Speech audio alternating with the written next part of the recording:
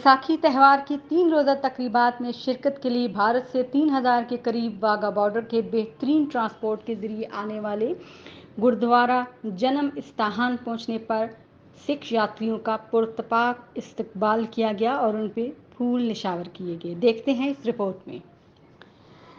नानकाना साहब में जारी वैसाखी तकरीबात का आज दूसरा रोज़ है। सिख यात्रियों को फुल प्रूफ सिक्योरिटी के हिसार में गुरुद्वारा सच्चा सौदा की यात्रियों के लिए फारूकाबाद ले जाया गया, जहां से वापसी पर वो अपनी मजहबी इबादत में मसरूफ़ हैं।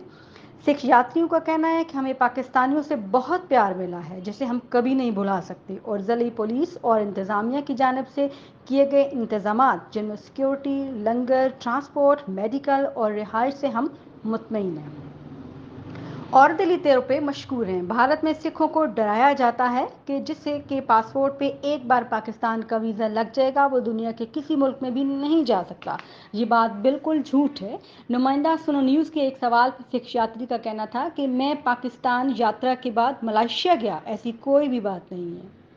भारत से आए सिख यात्री पाकिस्तान यात्रा के बाद हुकूमत की जानिब से किए गए बेहतरीन इंतजामात और पाकिस्तानियों की मोहब्बत और प्यार के गर्विदा हो जाते हैं, जो इस बात का सबूत है कि पाकिस्तान एक अमन पसंद और अकलियतों से प्यार करने वाला मुल्क है, जहां इनको बराबर के हुकूक हासिल हैं।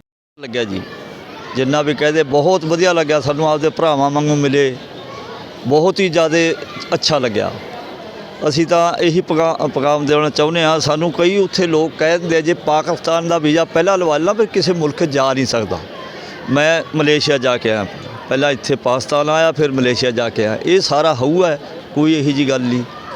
ਜਿਹੜਾ ਆਵਾਮ ਹੈ ਬਹੁਤ ਪਿਆਰ ਕਰਦਾ।